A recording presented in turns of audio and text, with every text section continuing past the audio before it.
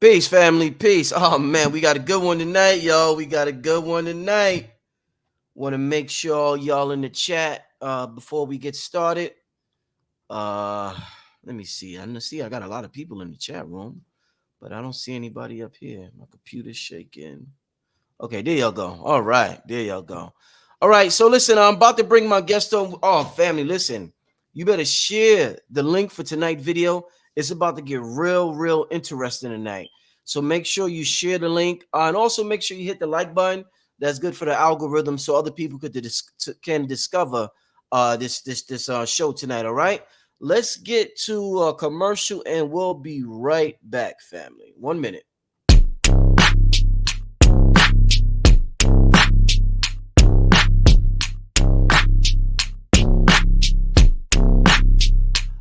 Sometimes I wake up in the morning feeling stressed.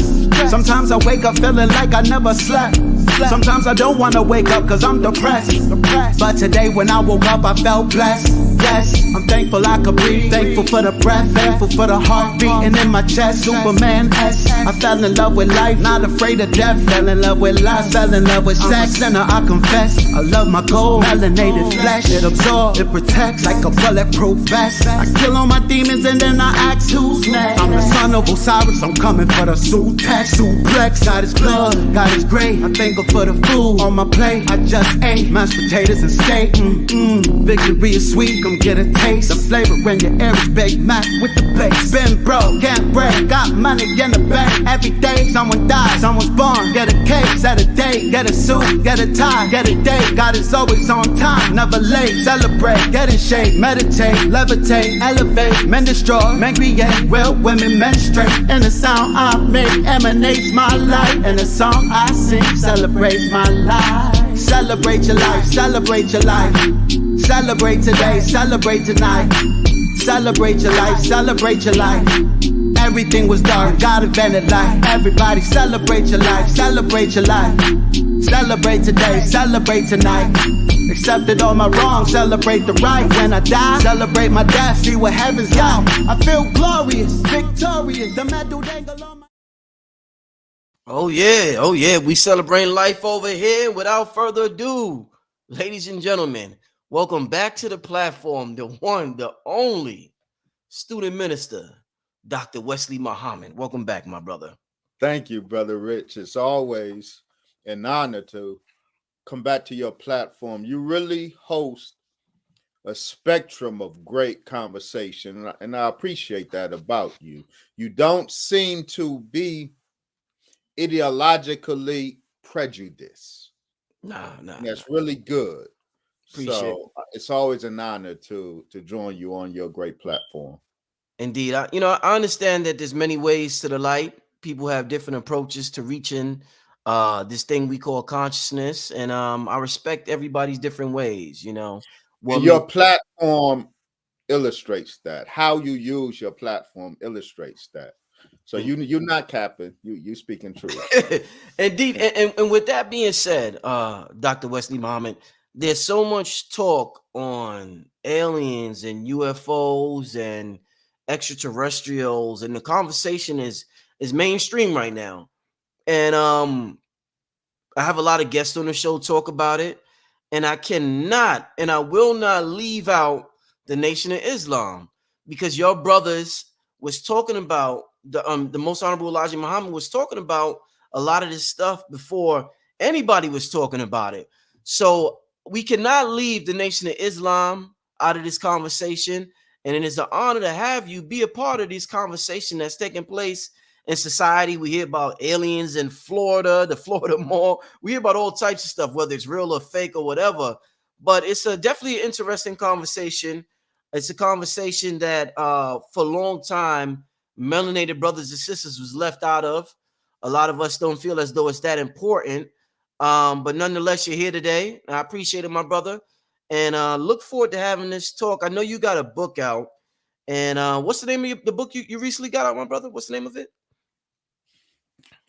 Chariots of the Black Gods, the UFO reality, and the alien hoax. Man. There's two pillars of this book. First, let me say, yes, all of the talk of aliens. Uh-huh. It's not incidental or accidental, but deliberate. Mm-hmm. The conversation has been cluttered, deliberately cluttered with alien talk. And I document that. So while, Brother Rich, I would never waste time Mm-hmm. putting out a work that simply recycles old news. If I cannot make a unique contribution to a subject, I Yeah. leave the subject to those who can. Mm-hmm. The reason I would hazard to put out a 500-page book Whew, on 500 UFOs pages. when there are 500 pages, Wow. 1,100 footnotes, can't leave that out. When there are thousands upon thousands of books on the subject, Mm-hmm. it's because in this book, I do break new ground. Mm-hmm. Two pillars Mm-hmm. of this book: Mm-hmm. chariots of the black gods. My focus here Mm-hmm. is not on the reality whether UFOs are real or not. Mm-hmm. 1,000 books on that subject. Right. There are many, many books that purport to document and describe the occupants, the pilots, Mm-hmm. but all of them are wrong. Mm-hmm. This is the only book that documents the black pilots of the ship. The Honorable Elijah Muhammad taught the truth of who and what is flying these craft. I document, this is the first book that documents the reality of the black pilots of this ship. The second pillar of this book, which is equally important to me, Mm-hmm. is the alien hoax. Mm-hmm. Deconstructing the alien hoax, the extraterrestrial hypothesis Mm-hmm. of the UFO phenomenon Mm-hmm. is government disinformation. The cover up, Brother Rich, the real cover up regarding UFOs is not covering up the UFOs exist. The real cover up is putting it out there, seeding the public with the idea that UFOs are being flown by extraterrestrials.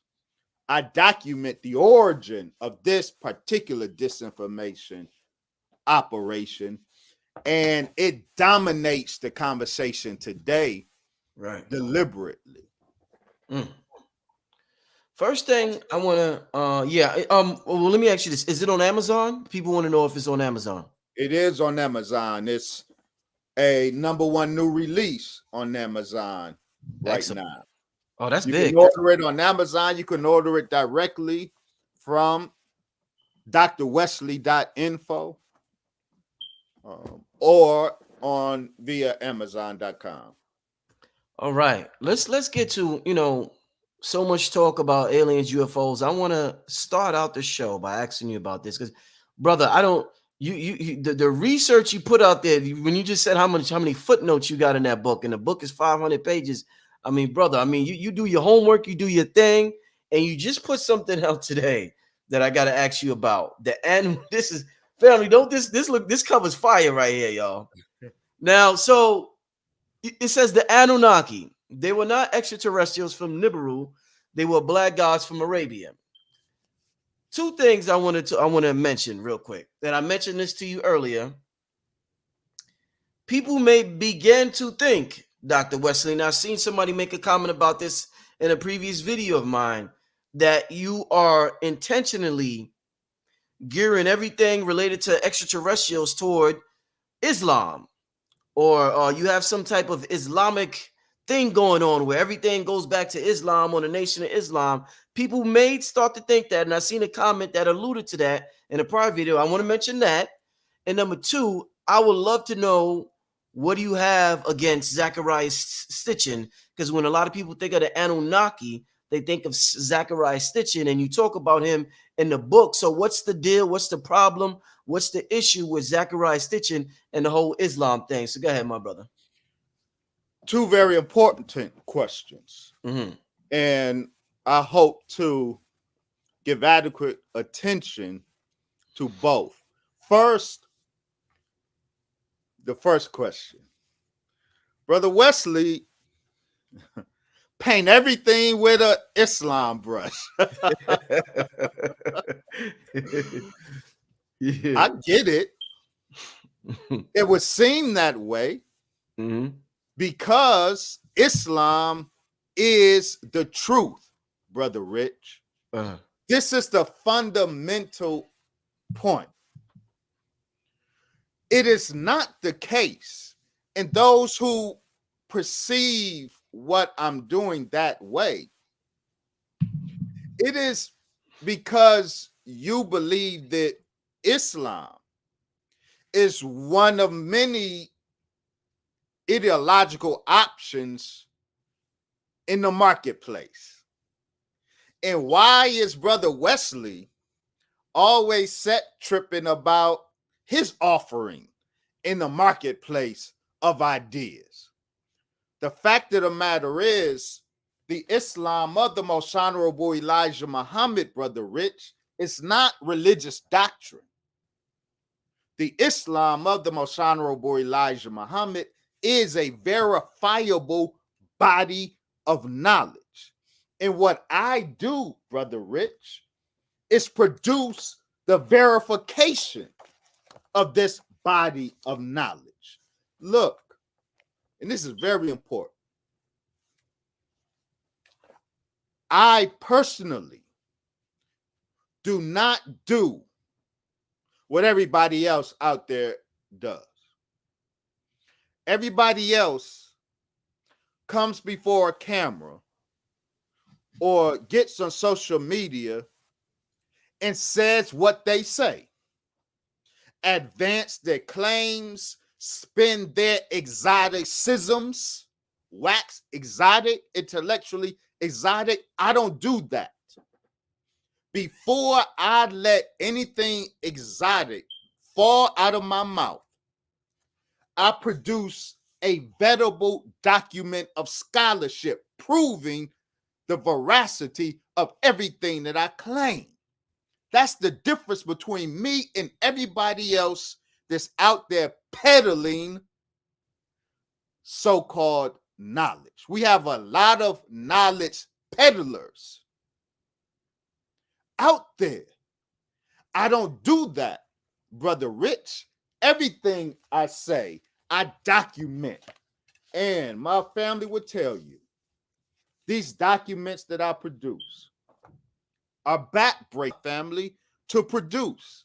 I insist on doing it because my credibility is everything to me.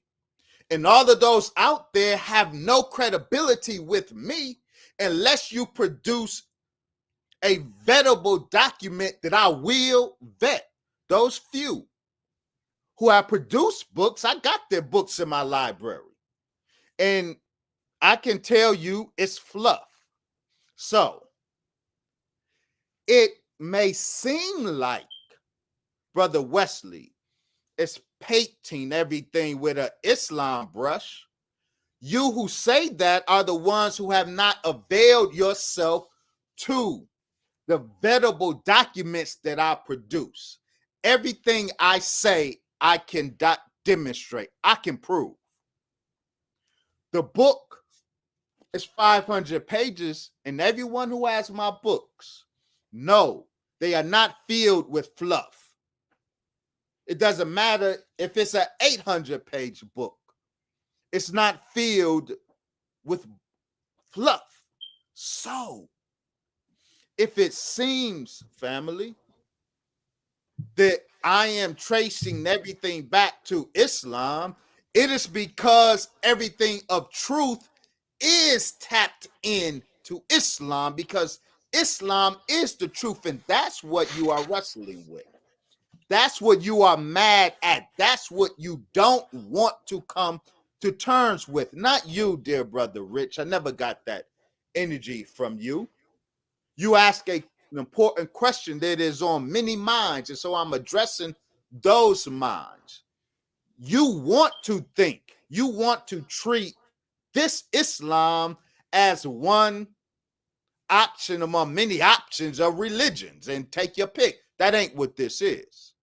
This is a verifiable body of knowledge. And what we are doing is giving you the verification that what the most honorable Elijah Muhammad said is factual. You can't run from it. You try, but we are running you down. Now, running you down with facts. Now, Zechariah Sitchin. For 40 years, the most honorable Elijah Muhammad taught a powerful truth. A truth, again, that is not religious dogma. It is a truth, a body of knowledge that has the power to free Black people at an existential level.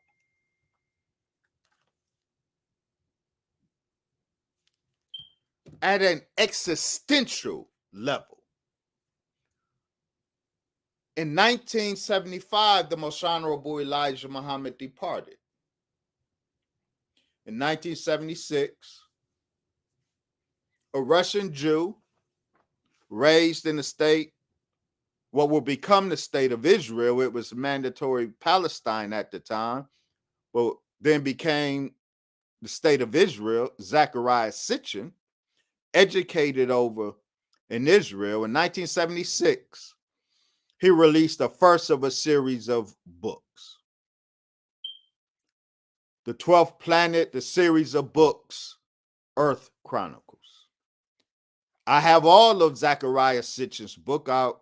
For a long time was an avid reader and student of Zechariah Sitchin, and there is good material in his body of work, especially because it's clear to me that Zechariah Sitchin was very familiar with the body of knowledge represented by the most honorable Elijah Muhammad. It was very clear that Zechariah Sitchin studied the teachings of the most honorable Elijah Muhammad, as he should and the world should, but he did something that I don't appreciate. He contrived, he fabricated, based on the teachings of the most honorable Elijah Muhammad, he fabricated an alternative narrative. The alternative narrative that Zechariah Sitchin fabricated is not rooted in verifiable scholarship. Zechariah Sitchin makes, while he has good material in his books, as I show, one of the protocols of deception in the disinformation campaign, one of the protocols is to give truth followed up by falsehood. It is imperative that the disinformation contains true information. So Zechariah Sitchin's overall does include truthful information, but he uses the truth to hook us into a falsehood. Now, Zechariah Sitchin's, the falsities of his narrative are easy to spot. And please be clear, I'm a professional historian of religion. This is scholar to scholar. So I know how to read works from a scholarly perspective and judge it accordingly. I have a verifiable body of work that certifies me in this regard. So my critique of Zechariah Sitchin comes from the same place that I had to critique Dr. Chancellor Williams, for example. When I had to critique Dr. Yosef Ben Yakinen, for example. Scholar to scholar, that's scholarship.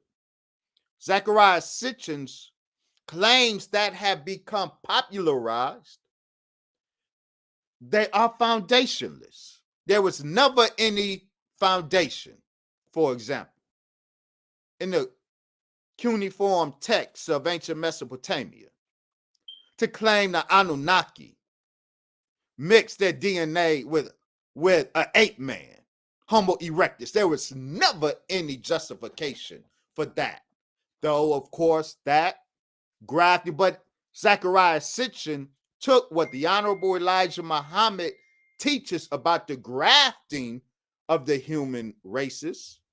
Zechariah Sitchin fabricated an alternative grafting story, because that's what his story is. It's a grafting story, but he switched it and claimed that the ancient Sumerians described the Anunnaki making hybrid beings from Homo erectus that they encountered on the planet when they landed. There was absolutely no foundation for that in the text. And this is why, if you read Zechariah Sitchin's books, and I got them all, he's very light on sourcing his material. Very light. He doesn't footnote where he is getting the text that he claims as the basis of his narrative. He will put some idiosyncratic interpretations in it, but he's very light on sourcing. For example, he never tells us where he gets the claim that the Anunnaki were digging for gold in the Abzu. That ain't in the material. He puts it out there and expects us to accept his words. So no, my problem with Zechariah Sitchin is that, firstly, on scholarly standards, his methodology is faulty. And two, it's clear to me that Zechariah Sitchin was very familiar with the teachings of the Most Honorable Elijah Muhammad, and he deliberately fabricated an alternative narrative to what the Most Honorable Elijah Muhammad is teaching. And I cannot accept the fact that Black people are running up behind this fabricated alternative narrative in order to run away from the truth that the Honorable Elijah Muhammad taught. And it's that truth that can resurrect Black people on an existential level. Zechariah Sitchin's knowledge cannot. So yes, I am slaying all alternative sacred cows to what the Honorable Elijah Muhammad is teaching Black people.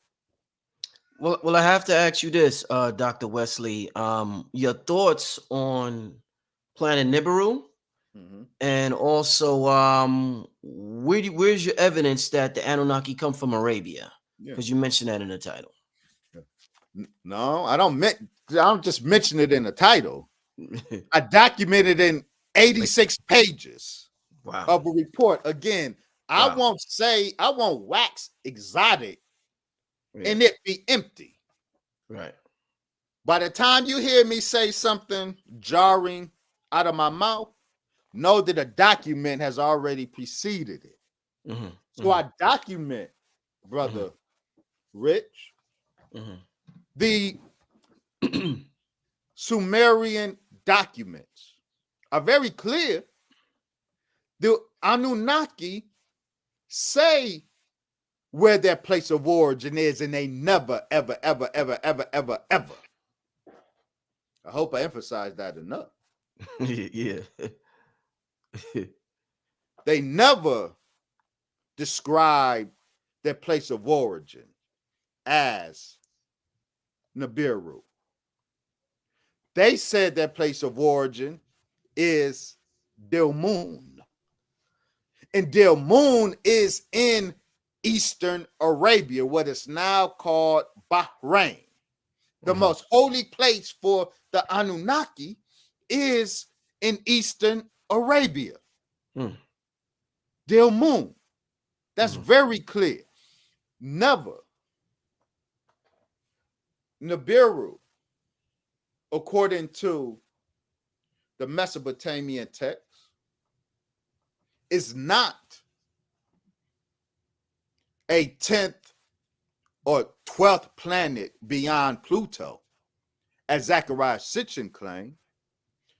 The Sumerian documents identify Nibiru as either Jupiter or a star of Jupiter. It's very clear. Wow. But never do the Mesopotamian texts have any of the Anunnaki gods claiming origin from planet Nibiru. Never. That was totally Zechariah Sitchin's fabrication. The Anunnaki came up, and you have the Anunnaki and you have the Sumerians on the ground. You got the black gods, the Anunnaki, and you got the black heads, the Sumerian human population. The Sumerians, the linguistic evidence, Brother Rich, the osteological, the evidence of the human remains found in ancient Sumerian cemeteries or Mesopotamian cemeteries, this evidence converges, indicating that the Sumerians were the Sumerian language was likely related genetically to the Niger-Congo system of languages of North Africa. They were an African, Africoid people, but they likely, when the Sahara of Africa, which originally was a green land, lush, but once desertification or desiccation, once the Sahara started turning into a desert, the populations dispersed. The Proto-Sumerians is one of those populations. They likely moved into Arabia, where they settled and evolved for millennia over in Arabia. When Arabia began turning into a desert, they moved northward up into the valley of the Tigris and Euphrates River. This is why they point to Arabia as their origin. And they brought with them the God of Arabia, Allah. And so I said, not only are the Anunnaki gods from Arabia, but they, Brother Rich, are of a particular class of gods. I call them Allah gods. The Anunnaki, in particular, the main Anunnaki, are Allah gods. This means that they, An, Enlil, Enki, the three main gods in particular, they were identified as Allah. And their very names, Sumerian names, derive from the word Allah. This is true of the Sumerian An. This is true of the Sumerian Enlil. And this is true for Enki. So this class of gods, Sumerian gods, they are black gods, physically black. And this point was never mentioned in Zechariah Sitchin's overall. He never mentioned the black heads or black faces, nor did he mention An and Enki personifying the blackness of the Abzu. He wrote so much about the Abzu, but never in his lost book of Enki, never tells us that Enki was a black God, and he was personified in the black bull that personified the black waters of the Abzu. So, For those who don't know, what's the Abzu? the Abzu is the cosmic waters. Mm-hmm. Abzu is equivalent to, in Egypt, Noon, the waters of Noon, out of which the Egyptians said creation sprung. The Sumerian god Enki in particular, his realm was the waters of the Abzu, the waters of the underworld. Mm-hmm. And that's another point, because these guys were not extraterrestrial. Let them tell it, they were subterrestrial, subterranean. We're talking about hidden cities of the earth, not civilizations on faraway planets. So the Abzu was the body of water, cosmic water, that was subterranean, but it was the place from which life sprung. And I've documented in 86 pages how the Sumerian cosmogony is the exact same as the ancient Egyptian cosmogony, the ancient Arabian cosmogony, and it tells the story of the birth of the black god. And that black god's name in Arabia and in ancient Sumer was Allah. An, the Sumerian name An, is a Sumerianization, if you will, of the word Allah. An, the N, is a liquid that interchanges in linguistics with the L.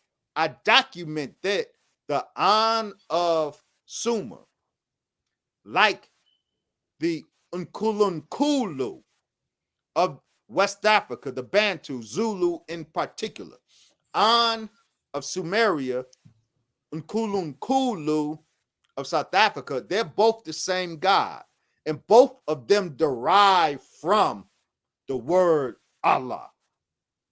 We have traced the linguistic evolution of Allah morphing into An, Allah morphing into Kulu, Allah morphing into Enlil, and Allah morphing into Enki. These are Allah gods, black Allah gods that the Sumerian texts talk about. All right, Dr. Wesley. All right, so I see somebody in the chat, and I heard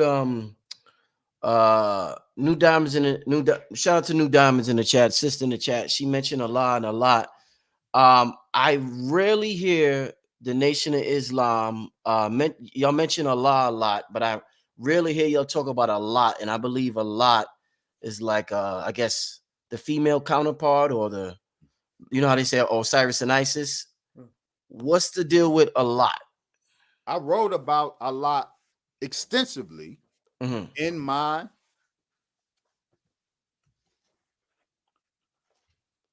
(2009) publication, Black Arabia and the African Origin of Islam.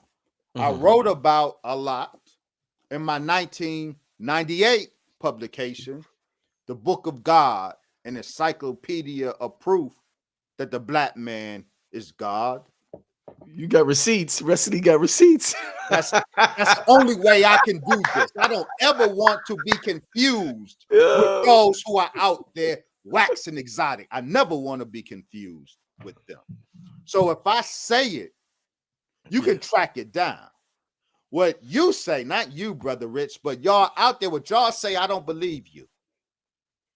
I don't believe you. And when I follow up what you say, it doesn't pass muster. But I make sure before I put something in the public square, I make sure it can pass muster.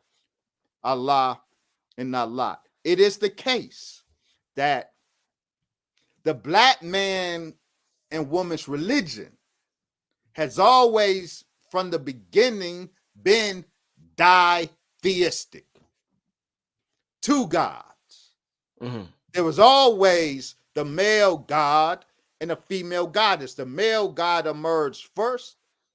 He studied himself, found a second self in himself, so teaches the most honorable Elijah Muhammad, and it is verified in the sacred scriptures across the globe. He found the second self in himself, pulled it out, gave it form. Thus was born the first primordial goddess, the black woman. Right. So all over the earth, ditheism is the form of religion that we have. Mm-hmm. There's a male god and a female goddess. Now, I got to say this. Mm-hmm. The chapter in which I deal with a lot in this book, I have to correct. You talking about Zechariah 6? I'm not doing to Zechariah Sitchin anything that I didn't do to our scholars, because this is a scholarly discussion. I had to correct the great Dr. Yosef Ben Yakinen, because Yosef Ben Yakinen made popular an error. Yosef Ben Yakinen, Dr. Ben, said that the male god Allah was transformed by the patriarchal Arab Muhammad. That the female goddess Allah was transformed by the patriarchal Arab man Muhammad into the male god Allah. That there was no Allah before Muhammad masculinized the female Allah. That is wrong. And I demonstrated the error of that. Allah, the male god Allah, long predates the discovery of documents relating to Allah. The claim that Allah is a masculinization of a feminine deity was wrong then, and I corrected that in this book respectfully. But that's scholarship. Nobody's scholarship is sacrosanct. My scholarship ain't sacrosanct. Where I made errors, scholars correct it. Where you make errors, we will correct you too. Mm-hmm. Mm-hmm. Do you see perhaps where Dr. Ben might have been coming from in terms of religions around the world, for whatever reason, is getting rid of the feminine principle of God? Yes. What do you think might have been the reason for it? What is it about the feminine principle that they wanted to get rid of that aspect of God? That's a real phenomenon. And that phenomenon should be pointed out, but we don't have to twist facts in order to protest a wrong phenomenon. The white man absolutely, and Western religion absolutely has closeted the feminine deity. As I said, we, the black man and woman globally, our religious system was always ditheistic. Too. The man God and the woman goddess, always. That's true religion. You're not going to sell me a religion. You ain't got nothing but men up there. That leads to something else. It's popular in society today. That ain't, we don't get down like that. Yes. A natural religion has to have that balance of the man, God, and the woman, goddess. It is Western religion that violently closeted the divine feminine. And it's right to deconstruct that. But don't twist facts to do so. Mhm. Don't do that. And what we're doing is just correcting the record. Indeed. So Dr. Wesley, if you're saying that, back to the whole, the whole alien thing, and Zachariah Sitchin saying they come from Nibiru, and you're saying no, no, no, no, no, no, they come from Arabia. In terms of the black family galactically across the universe, does Elijah Muhammad or anybody perhaps talk about our cosmic relatives? Or Absolutely. yeah, where would our cosmic relatives be, Dr. Wesley? Absolutely. So let me be clear. I'm glad you asked that question. Yes. Because I discussed that in detail Mhm. in my new book. So let's be clear in terms of what we're saying and what we're not saying. Mhm. I said, and I documented, and it is true, the extraterrestrial hypothesis Mhm. of the UFO phenomenon is not only wrong, it's government disinformation. Mhm. I did not say that extraterrestrials don't exist. Mhm. That ain't what I said. Mhm. The most honorable Elijah Muhammad, as I document, said that teaches us that all 9 planets have life on them. Right. He teaches us that 7 planets are inhabited. 7. He says further, Mhm. he points out Mars and Venus Mhm. as having life, quote, similar to us Mhm. here on Earth. Mhm. So there is no denial that we have galactic family. The Mhm. Honorable Elijah Muhammad helps us to understand this whole extraterrestrial paradigm and why it absolutely cannot account for the UFO phenomenon that's flying around Earth's skies, Earth's atmosphere. Mhm. I have a whole chapter dealing with Mars and the civilization on Mars. Mhm. There are black people on Mars Right now? right now. Mhm. The Honorable Elijah Muhammad said they look somewhat like us, but not exactly like us. He said they are taller, they are skinnier, but they are black. The Honorable Elijah Muhammad said that regarding our cosmic relatives, we, the black man from Earth, put them there. We put them there. The black man and woman of what's now called Earth. We have a superior physiology and a superior civilization to our cosmic brethren. The Mars people, they are real. They are very documented, but they cannot come here to Earth. Yeah. Absolutely not. Why not? Atmospherically, Okay. Okay. it's impossible. There is no interplanetary crossing. And please, this is why the extraterrestrial hypothesis is so bogus. When they depict grays and reptilians and these fabricated alien species, Nordics from Venus and what have you, they depict them in our atmosphere without an astronaut suit. That's how you know the narrative is bogus. Because the same way we, who are physiologically conditioned by the elements in the atmosphere of Earth, cannot go to the moon, cannot go to Mars, cannot go to any of these other planets that have life. We cannot go. The Honorable Elijah Muhammad said we couldn't even eat the plants on Mars. It will kill us. We cannot breathe their atmosphere. They cannot breathe our atmosphere.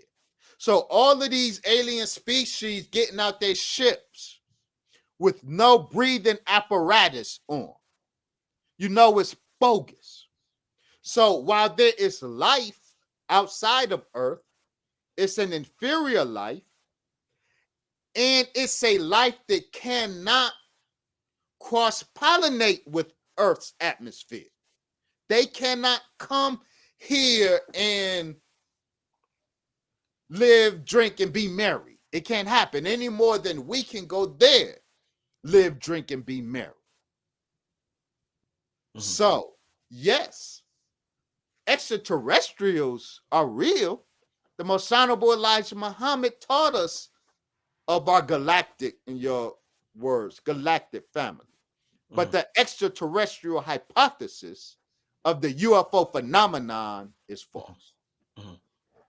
Where did you keep mentioning the most honorable Elijah Muhammad? Where did he get his information from in terms of the extraterrestrials, the UFOs, aliens? Because I'm sure this was like not a lot of people talking about this at that time. Where did he get it from? No one was talking about it, and I want to say something about that because I heard some clown make some comment on YouTube, and I want to address that later. But I want to answer your question by starting addressing something that keeps coming up when I, in particular, fix my bow tie so I gotta stay right. Looks like it. All right, there we go. This is how I'm gonna answer your question, Brother Rich. Whenever I post on the Asiatic black gods that are piloting these craft, when I spoke on the black Muslim gods on the moon, somebody always says, if these UFO pilots are black, why haven't they ever done anything for black people? Yeah, that's one of the first things they say, yes. And that is so interesting to me. I gotta say it as it is, Brother Rich. And I hope it doesn't come out wrong, but we just gotta keep it real. You are looking at what the UFOs have been doing for black people. The Nation of Islam is. That's why I won't leave this thing alone. Oh, that's where you're going with this. The Nation of Islam is. Oh, okay. The UFO people helping black people. I see where you go with this. Okay. The architect of the main craft, the big craft, the one who designed that craft, he is the one who rose up the most honorable Elijah Muhammad and the Nation of Islam. The offering, Brother Rich, and your audience, y'all want to know what these black aliens have done for black people. What they are doing for black people has been in your midst for 90 years now. So that's a reality you got to come to terms with. And the force of that point and the implications of it and the accountability that it imposes on us is why so many black people run to the alternative narratives of Zachariah Sitchin, the alternative narratives of Stephen Greer. You are comforted by the thought that it's Greys and even Aryan Nordics who are behind this craft. You don't want to acknowledge the Nation of Islam as the offering to black people from the gods on these ships. Master Fard Muhammad came to America on that ship. So when you ask, where did the Honorable Elijah Muhammad get his information from?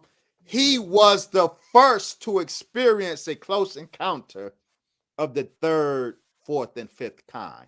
He was the first, the very first. He encountered the captain of the mothership, which is Farad Muhammad, Master which Farad is Muhammad. Master Fard Muhammad. Okay, let me ask you this now, because this is getting real interesting. I like where you took it right there, Dr. Wesley. Why did Master Farad choose Elijah? Why did he choose him? And where did he come from? Where in the universe, in the cosmos, does Master Farad Muhammad come from? Good question. Let me start with the second one. Master Fard Muhammad was born in the same place the Anunnaki gods came from, Black Arabia. Now, but Master Fard Muhammad is more than the flesh that was born in Arabia.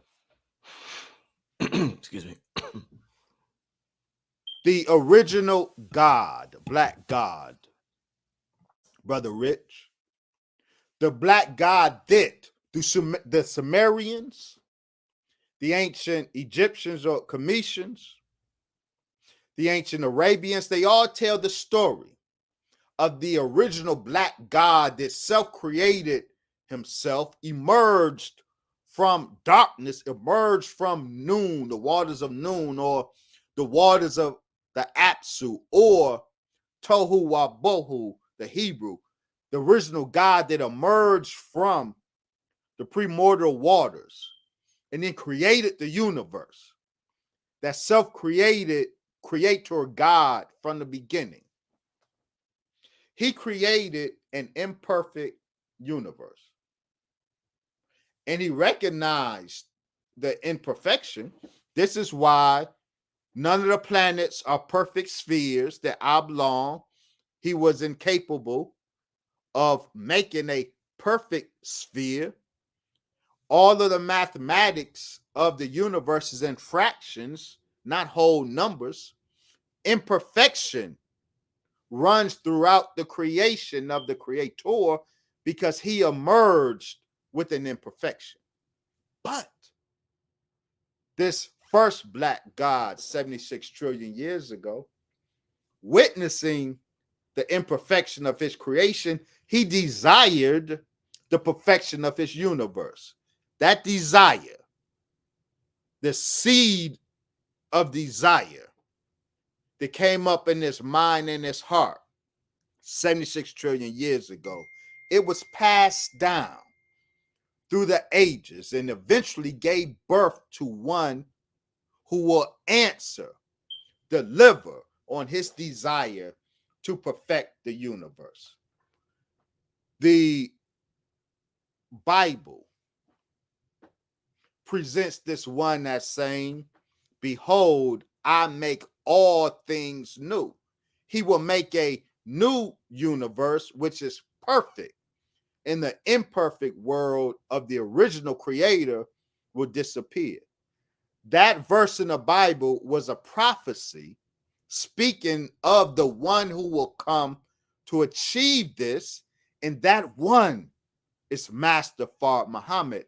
I say that to say that he was actually born 76 trillion years ago in the mind of the original creator himself.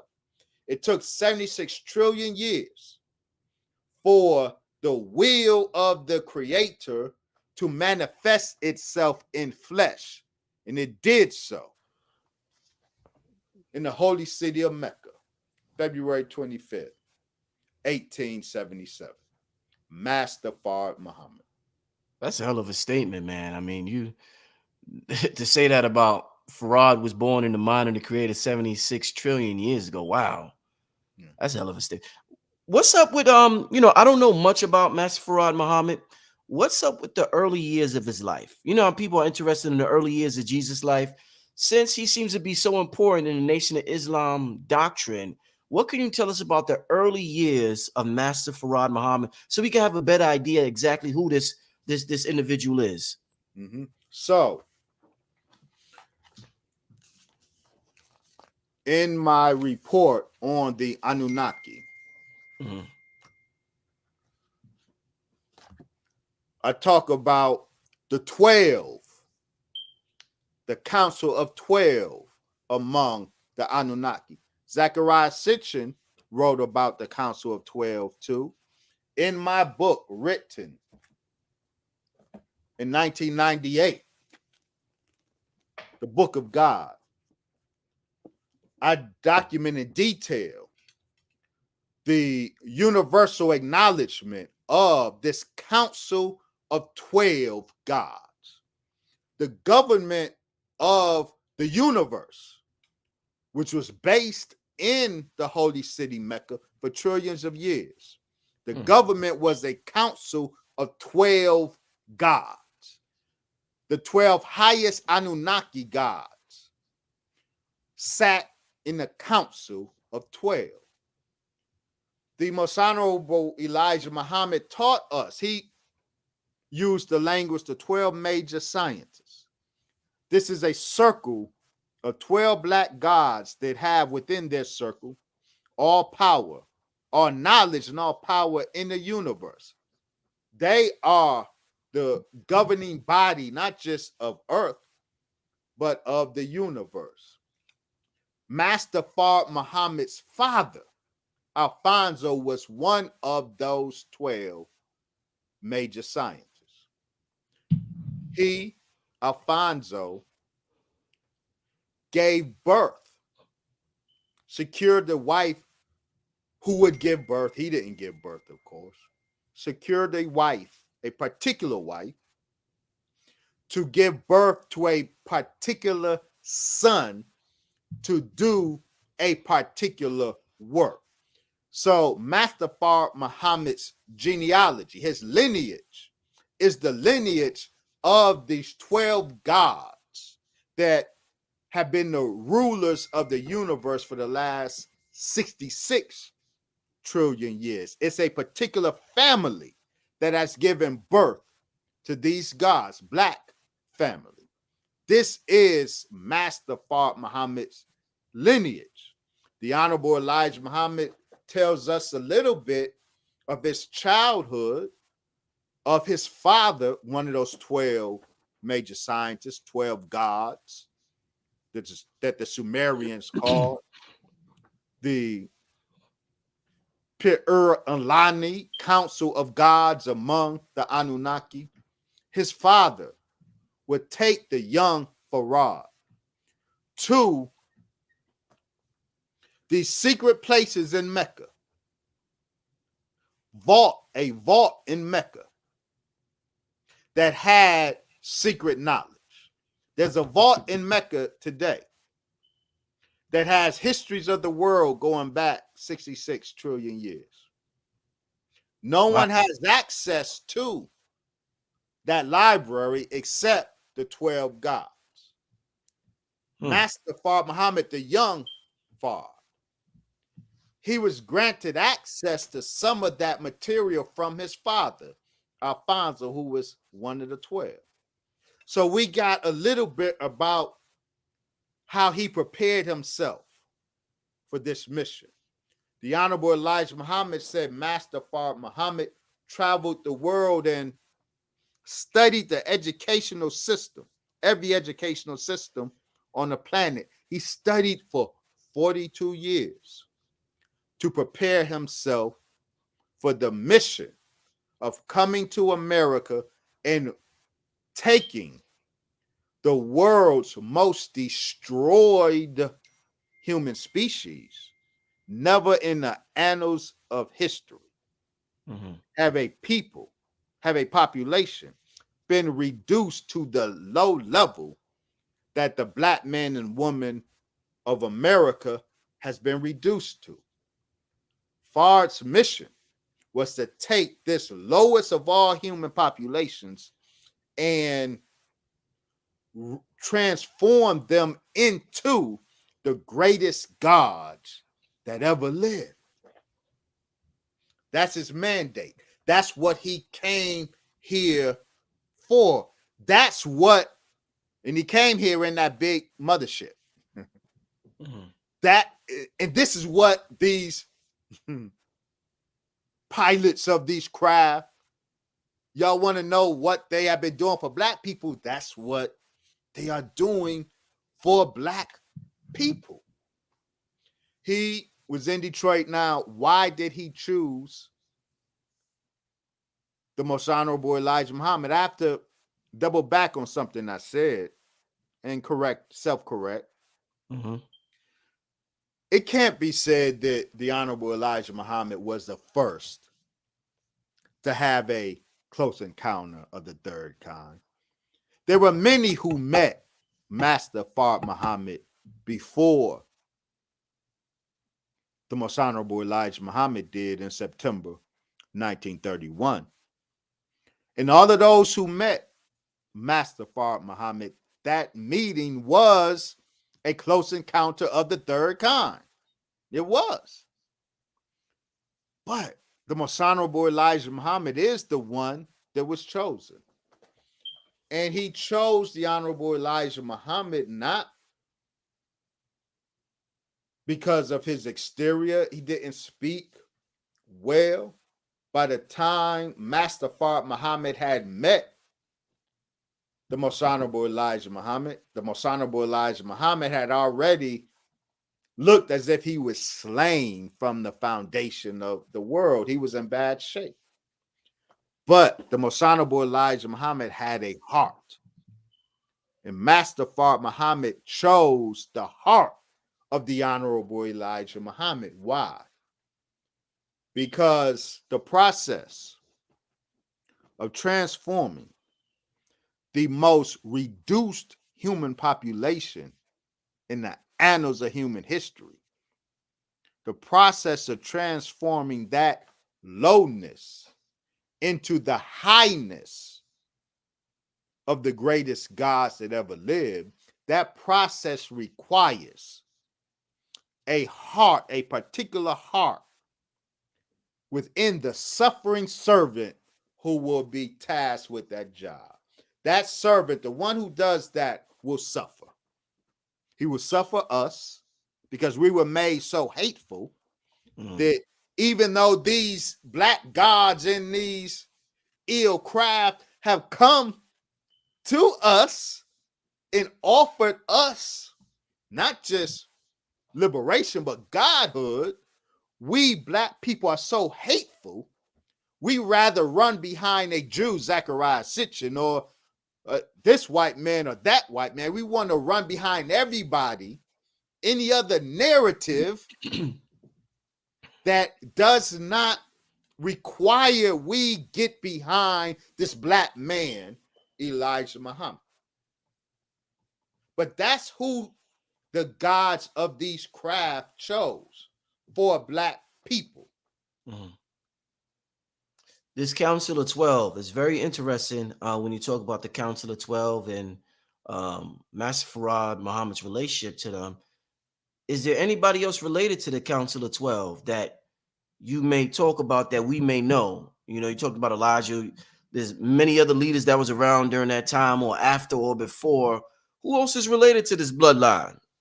This Black Illuminati bloodline. Yeah, and that's exactly what I called them, the true Illuminati, the Black Illuminati, Black illuminated ones. The devil's Illuminati, the devil's secret society are patterned after what they were able to glean from God's Illuminati, the Black Illuminati. In my book, I discuss Saint Germain. I discuss historic figures who, in fact, seem to have a relationship to this secret order. Saint Germain, they make him look white now. Saint Germain. Because that was a black man. Same with the professor. Right. Those who were sent into America, in Europe. They had to be made to look white. So the reasoning behind Master Fard Muhammad's complexion is the same reasoning behind Saint Germain's complexion and the same reasoning behind the professor's complexion. Who is the professor? The professor is the scientist, the God scientist who designed the U.S. flag. And when you read the story of the professor, this mysterious figure who was a true designer of the flag of the U.S., not that white woman, she sold it up, but the design for it came from this mysterious figure who was a scientist, but he lived among the slave-holding population of the U.S. And the reason they thought he was white like them. That's why he was able to come amongst them. And the Declaration of Independence almost never happened. Because at the 11th hour, those who had haggled over the document, they got cold feet, didn't want to sign it because everyone whose name, if it failed, if the revolution failed, everyone whose name was on that document will be charged with treason. So there was a moment when that document wasn't going to be signed. But then emerged this mysterious figure who was in the room with him. So he wasn't black skinned, he was white. He persuaded them to go ahead and sign the Declaration of Independence, and the rest is history. He likely was a scientist as well. He had a white complexion, excuse me. So the scientists that were sent into the Western world to do a particular job, they couldn't come black. They had to be made with a complexion for reconnaissance purposes, military intelligence purposes. They had to be made with a particular complexion so that they can do their job. But I have to distinguish. The most honorable Elijah Muhammad teaches us of the 24 scientists. The 24 major scientists, the 12 major scientists, that's the inner circle of 12, the gods that rule the universe. Then there's a lower order of 12 minor scientists. Together there are 24. Okay. Now those scientists that I discuss in the book of God, I do not believe the professor, for example, was one of the 12 major scientists. I believe he was likely one of the 12 minor scientists. Okay. As were the others. But yes. So the complexion. Why would Master Fard Muhammad come to America looking white? Well, his father was a jet black man. The same reason the professor had to look white. He could not get among the slave-holding class of early America looking like Alfonso Allah. He had to look like Fard Muhammad in order to do his job in the military operation of God. In the military operation of God, was Nikola Tesla one of these scientists that was sent here on a mandate? I don't know. He's very important. I have no reason to say he's one of the scientists. He's a very enlightened white man, and I don't have any doubt that he has accessed arcane knowledge. But no, I'm not prepared to sit here and say he's one of the scientists. Have scientists made contact with him? It's possible. I don't know. I haven't studied him like that, but I'm not I could not summarily dismiss that possibility. It's very possible. I just haven't looked at him enough to say, oh, I can identify where a scientist has made contact with him. I don't know. With everything we're talking about as we wind down, Dr. Wesley, and we're talking about, you mentioned in Lil, you mentioned Inky. Gotta ask you about what's your thoughts, and you talk a lot about the exotic information that's out there. What's your thoughts, Dr. Wesley, on Atlantis and Lemuria? Some people say these were not real places. Some people say they were real places. What's your thoughts on them? Oh yeah, no. I have something incidentally in our book because we discuss the planetary catastrophe that Earth suffered, resulting in the creation of the moon. We discussed that, I believe, the last time I was on your show. I do believe there was an Atlantis, absolutely. And so there was many civilizations and they were high-tech civilizations that did not survive the ripple effect of that planetary catastrophe.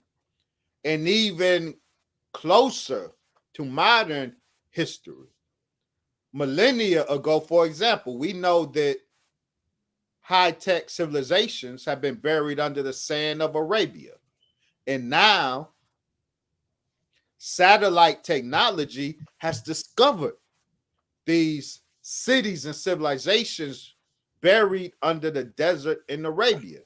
Right. So whether they are civilizations buried under desert sands or deep waters, they existed. And I do believe that Atlantis was one of those, certainly. Okay. I want to get to a couple of questions from the people before we get out of here.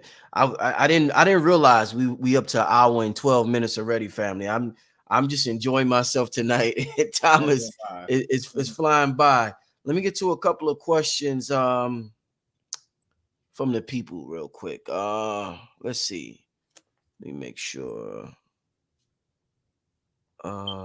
Okay. Somebody wants to know, how about the scientists or angels that personally visited the Honorable Elijah Muhammad? He was personally visited by angels or a scientist? Certainly. I'm assuming that Key is probably referencing the two that the Most Honorable Elijah Muhammad publicly introduced to an audience, two scientists from Turkey. One of them, Atta Khan, I believe. He pointed out two scientists. He described them as scientists. And they visited his home, and one of them was a scientist who had control over certain forces of nature. Definitely, the Most Honorable Elijah Muhammad was visited and had a relationship with this body of scientists. Okay. Let's get to another question. Somebody keeps asking. I don't even know what this is. Have you heard Bob Lazar's take and experience? Do you know what that is? I don't. Yes. Okay. So let me say Bob Lazar. Bob Lazar is a good example of the truth falsehood dynamic that defines ufology. In Bob Lazar's case, he has an appropriate alibi.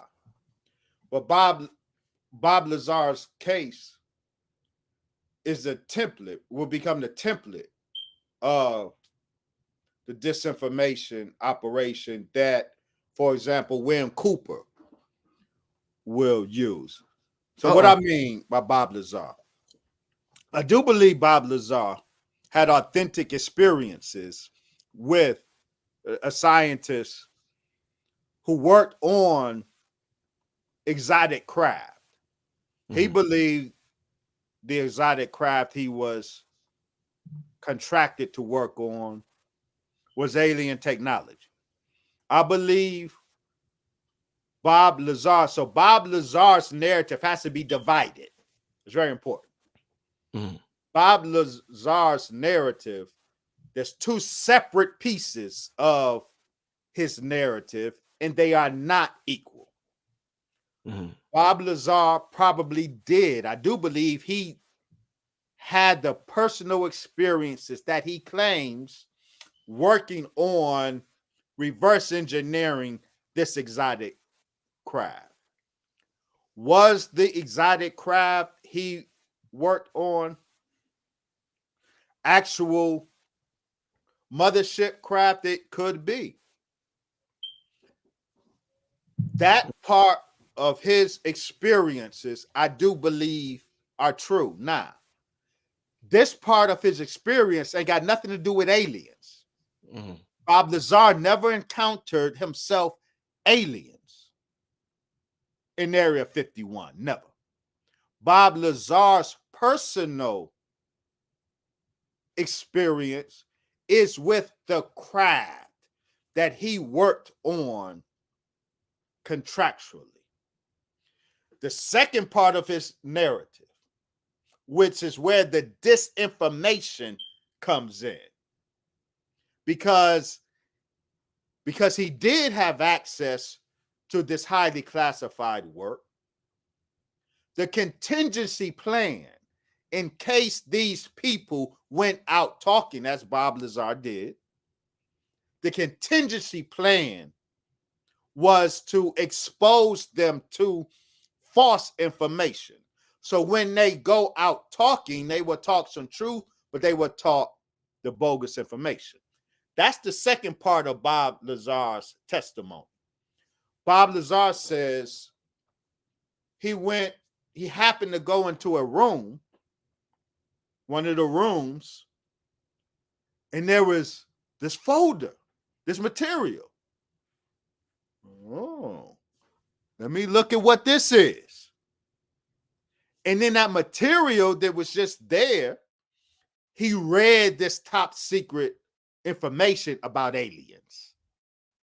And he is reading about the Greys and the EBEs and all these alien species. It's in the book, it's in the file. This is there that he mysteriously had access to. And he left.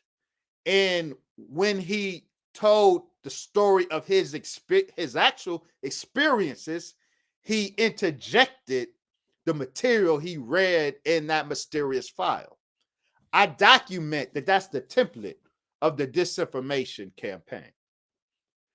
Those who do have access to these black technology operations, or those who have access to actual authentic UFO material, the contingency plan, in case they start running their mouth publicly, is to introduce them to disinformation. So their whistleblowing will have an element of falsehood that will achieve one of two goals desired by the intelligence community. By Bob Lazar and others, he talks about his real experience with this craft. He diminishes his credibility to sane people when he starts talking about these aliens that he know exist because he read them in this file. So if you are, for good reason, disinclined to, or if you are inclined to dismiss his alien talk, you will likely dismiss the other part of his talk, which is true. The other objective by exposing these people who work on these classified projects, exposing them to this bogus material. When they blow the whistle and start reciting the bogus material, the government actually wants that bogus material in, the UFO conversation. I document what the U.S. government targeted in a vicious disinformation campaign, targeted a scientist out in New Mexico, Paul Benowitz. Mm-hmm. They fed him disinformation because he got too close to some classified operations that were going on not far from where he lived. Paul Benowitz was a contractor to the Air Force. He got too close. He started poking his nose where it didn't belong. And so instead of disabusing him, Mm-hmm. Paul Benowitz, of what he was thinking or telling him to back off, the Pentagon decided to target Paul Benowitz with a vicious disinformation campaign that made Paul Benowitz convinced that aliens were taking over the planet.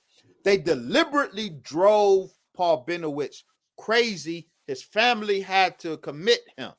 Wow. Paul Benowitz is the UFO community.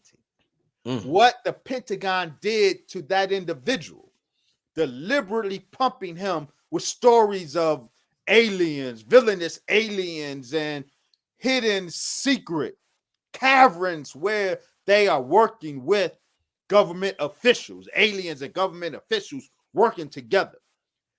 The government fabricated those stories, fed them to Paul Benowitz, drove him crazy, and they fed the larger ufological community the same stories and drove the UFO people crazy.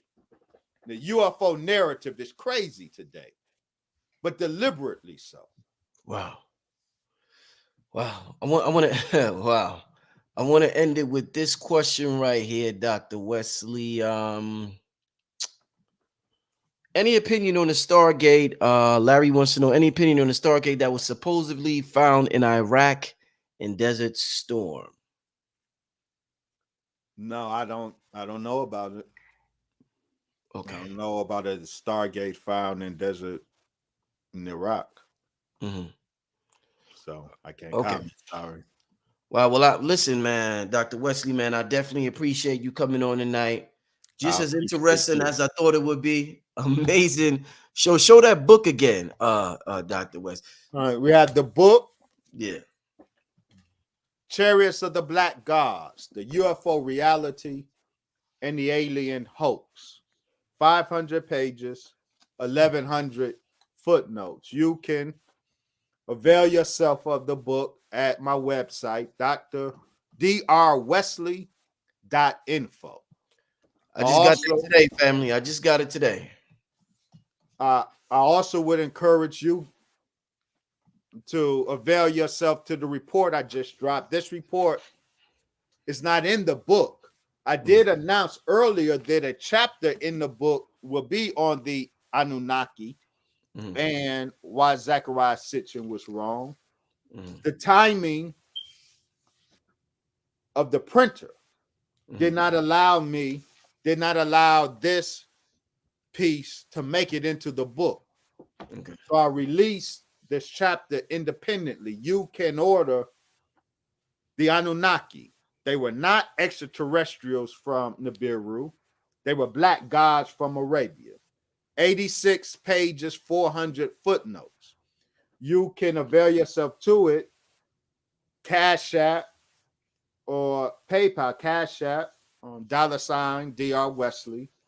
Well, I got it. I'm gonna put Dr. Wesley information in the description. I forgot to put it in the chat. All the information is gonna be in the description for Dr. Wesley Muhammad. Let me So you can order the report.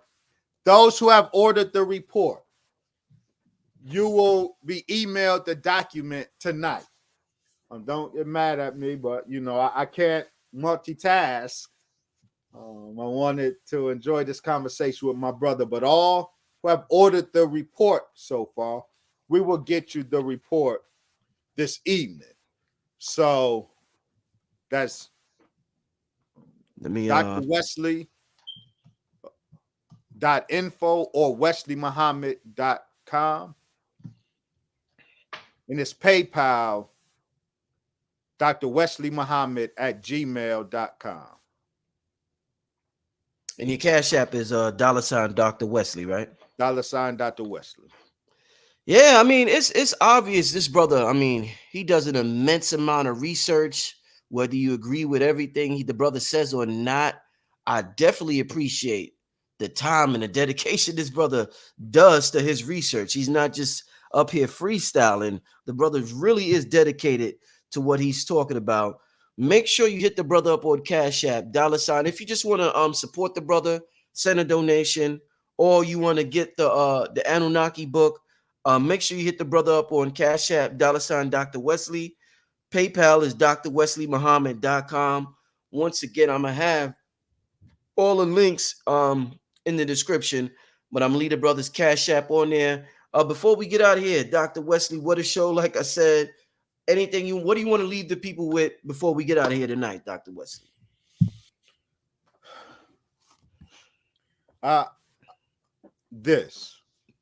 Their family. We got to be more critical. It amazes me how we are so credulous to so much fluff this out there. We easily believe whatever a talking head says, but then we come with documents and you say, no, that's not true. We have to raise our level of our critical process. I would never believe what you say just because you say it. So I would never even want you to believe what I say just because I say it. So it seems like I am making everything about Islam because everything of truth is related to Islam. Islam of the Most Honorable Elijah Muhammad family, it is true. It is a verifiable body of knowledge. And I will not come before us waxing philosophic or exotic or expect you to just be drawn up by my words and believe it. If what I say seems unbelievable, then, as you say, do the research. I made it available to you. And if what we say is wrong, point it out, correct it. Follow the footnotes and say, Dr. Wesley, that ain't right. That's what I provide this for. Those who are out there talking, they don't provide that. Even those who have published books, I got their books, and you look at them, ain't no footnotes in there. Ain't no sourcing. So they just put their YouTube talk in between two covers. Oh, man. So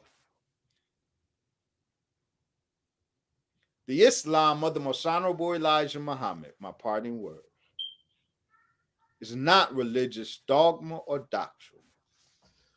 The Islam of the Most Honorable Elijah Muhammad is the most verifiable body of knowledge out there. If any of you doubt that, then avail yourself of the research and prove it wrong. We await your call. I want to thank everybody for tuning in tonight. We had a packed house tonight. Once again, I want to thank Dr. Wesley Muhammad. The brother's Cash App is on the screen. You could order the Anunnaki document that the brother got right there. And the book. And the book. All right, family. The book on PayPal or Amazon. The report on via Cash App or PayPal. Okay. With that being said, Dr. Wesley, once again, thank you, my brother. Pleasure as always. Can't wait to get you on here again. We got to do this again, my brother. Call, Brother Rich. Indeed. I love the environment that you create for all of the very different thought processes that are on your show. And I know everyone who's on your show feels comfortable. Yeah. That's a testament to how you run your show. Thank you, my brother. Family, thank you. We'll see you next time. Make sure you support the brother. All right, family. Have a good night. Peace.